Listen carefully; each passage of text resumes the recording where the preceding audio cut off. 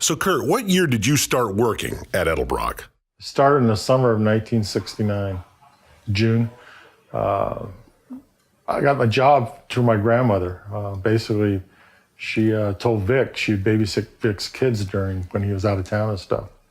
And she told him one day, she goes, I have a grandson that's really interested in auto racing. And that's how it happened. He said, send him down, I'll give him a job. What was your first impression of Vic Edelbrock? Oh, man. First impression. The Rock of Gibraltar.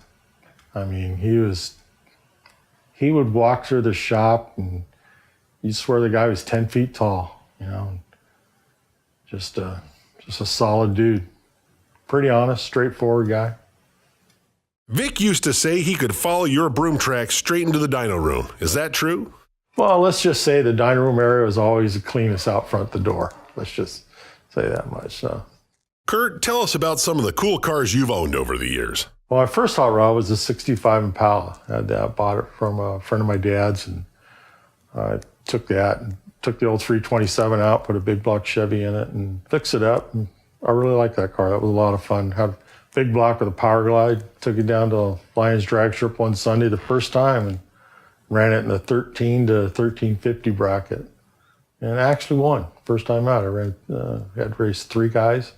You know, won the ET bracket in that class. So still got a trophy from Lions Drag Strip. Not many people can say that, but that was one. And then my next one was a 68 Chevelle I had. Had that with a big block. That was an 11 flat car, 125 back then. Super stock car, set the HIA records and stuff like that with that car. And then I moved on to my dragster, front engine Econo dragster. Did really well with that car. I really enjoyed that. Set the record in that class. Won the Bakersfield Fuel and Gas Championships once and run like 4 WCS meets. Almost won the championship. If I wasn't eating a bologna sandwich on the starting line, I probably would have won it. So, Kurt, is it true? Did you wreck Vic's station wagon Matilda, or was it that way when you pulled it out of the garage? Wow, that's a good story. It was actually Nancy's station wagon, and she named it Matilda. And we got the call one Monday morning, have Hooker go up to the house, there's something wrong with the wagon, bring it down to the shop and get it fixed. So I got up there and opened up the garage door, and the other guy that was with me dropped me off, took off, and I went to back it out of the garage and turn the wheel to make the turn, and just this terrible sound came out of the front end. So I got out and looked, and here's just a bumper just rolled around, and the front end's just mangled and torn up. And it took me 10 tries to get it out of the garage to get the U-turn to go up the driveway. I mean, I had to go back to El Segundo from Rolling Hills making right-hand turns. So I'd have to go around the block sometimes, just right-hand turns to make a left-hand turn to get on there. And I'll never forget the look on Bobby Meeks and Don Toll's face when I drove in the driveway and they were getting ready to go to lunch, and here was this mangled up front end. And as I came in and hit the driveway, you know, the bumper was down so low, it just banged. And any dip I hit, they come running to the back of the shop and they go, Hooker, what did you hit? And where are you working next weekend? I go, nothing. It was like this when I took it out of the garage. Honest. Yeah, they finally called Vic up and they said, what happened? And he told them the story. He just won the member guest championship up at LA Country Club. He never won that before. Him and his good friend Jerry Herbst golf tournament. They went in the bar for a little while and they were celebrating their win, and that was the result of it. And I did not wreck the car. To answer your question. Who are some of the legendary racers that have visited the dyno room over the years? Oh boy, a lot of racers came in and they'd run their engines on our dyno, because back then in the mid-70s, there wasn't a lot of dynos out there. You know, so a lot of guys would come to Edelbrock and test. A lot of drag racing stars like, the Jessel boys, Wayne and Danny Jessel, and Wally Booth. He was one frequently come to our place. Don Nicholson, Paul Blevins. Those are just a few. Scott Shaparoff, some of the drag racers guys. Then we had Murray got some of the NASCAR guys to come in. We even tested engines for Mark Donohue and the AMC when Traco did their engines for Penske and the AMC car. And Benny Parsons frequently came in. Bill Jenkins, just I had so many, I can't even remember half of them. Kurt, what was your all-time favorite dyno project here at Edelbrock? Probably the offshore turbo motors that we had to build for the offshore boat. Tried to make some big power of that, which we did. I mean, those things are 500 inches, and they ran really well on that boat. I mean, we were making, I think, 1,200 horsepower with those things back at the time. But that was fun, starting up and building those things and getting them going. That was a good time. How many times did Vic almost kill you in the offshore boat? Every time we went out. No, not really. Oh, it was a couple times we were pretty questionable, rocking around, going over 100 miles an hour, that 38-footer, just hit a wave wrong and just, here's the boat rocking and rolling around, It had its moments. It had its white knuckle moments. But I was so lucky enough because I was holding on to the steering wheel, so I was the lucky guy. So Wayne was on the other side and Vic was on the other side, so I'd be in the middle. So they'd get pitched out and I'd be able to stay in the boat, so. What was the most difficult task for you at the ski races? Was it keeping Vic's 3 boats running all weekend or simply putting the boats on the trailer? What have you guys been talking to about these questions here? Let me tell you.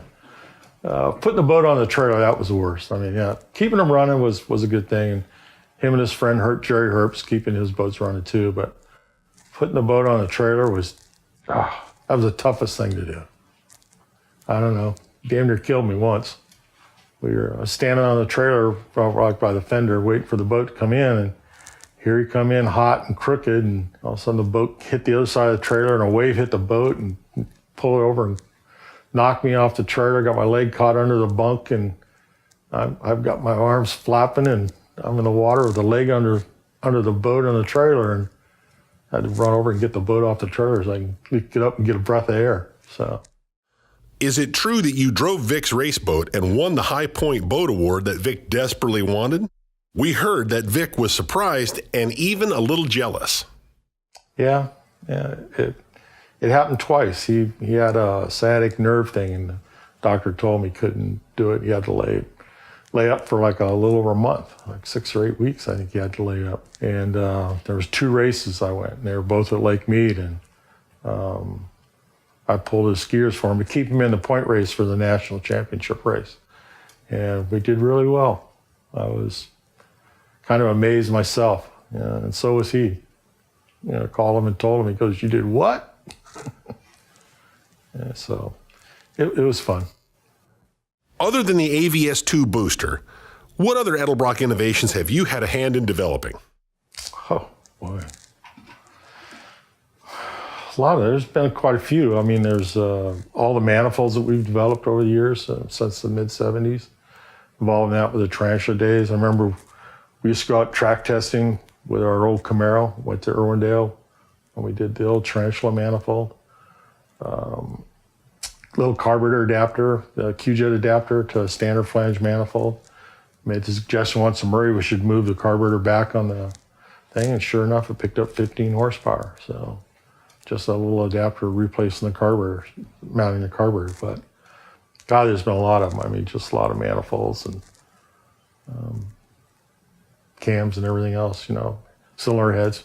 Working with the engineers is the main thing. They come and ask you a question, ask your thoughts, and we work with them and stuff. So that's always fun. Kurt, what is your favorite memory about Vic Edelbrock? Oh, boy. Favorite memory of Vic Edelbrock. Wow, that's a good one.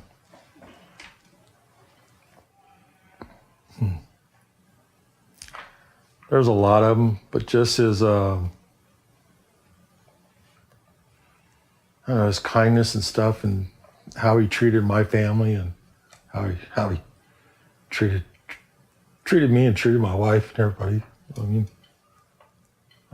he was a down-to-earth guy to a lot of people, and when you got him away from here and got the pressures off the business around here, he was really a fun guy to be around. Like the ski racing stuff we just had tremendous fun out there in the ski racing things that we did. But Vic was definitely the businessman, and he would give you his opinion, and he would tell you what he thought of your opinion. And we always had the thermometer on Vic, you know, that when he started turning red in his face and his eyes started blinking and stuff. But when he was talking to you and his eyes were closed, you zipped it. You listened, because, you know, there was no coming back from that. You just took it, and then he struck his opinion, and then he'd say, okay, where are we going to lunch? You know, a half hour later. So, I mean, that's the way he was. And I'll remember him for the rest of my life. And he'll always have a special place in my heart for everything he did for even not just myself, but everybody. Everybody around here feels the same way. I mean, he's done a lot for a lot of people. So, special guy. I don't know what else to say.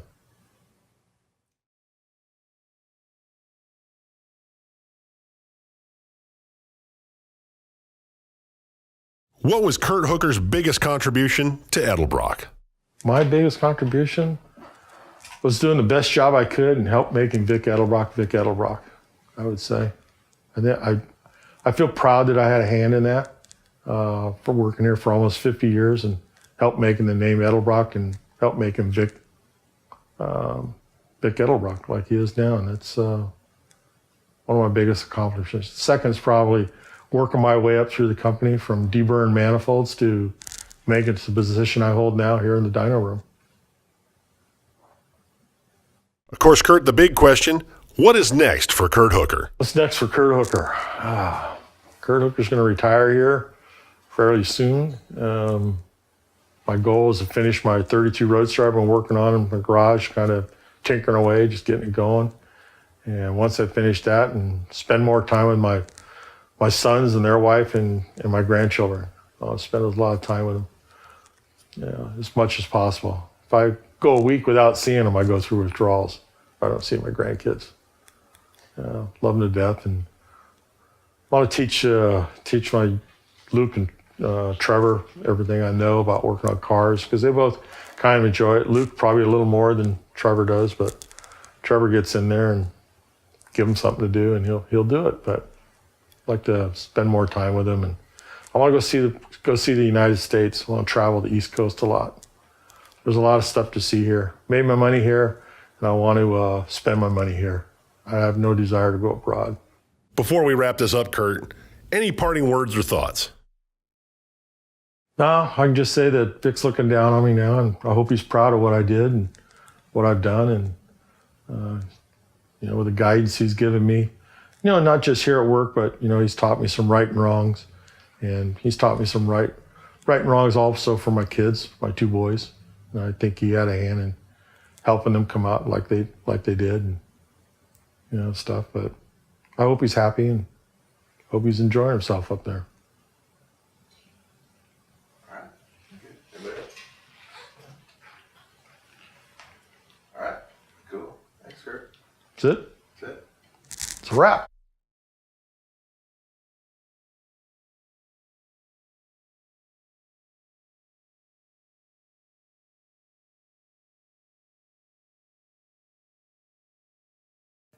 Hello, Kurt, and goodbye, Kurt. I'm sorry I couldn't be at your party today. I'm actually in Sanford, working with the Sanford team there. But I wanted to at least be able to say thank you to you and to your family for the commitment that you made to Edelbrock and for all of the contributions you made over the years. You were a great help to Vic building the company, and your fingerprints are on many of the walls around this company, you having helped build it into what it is today. Good luck to you and to your family as you go into the next phase of your life. God bless you, and one more time from all of us at Edelbrock, sincerely thank you very much.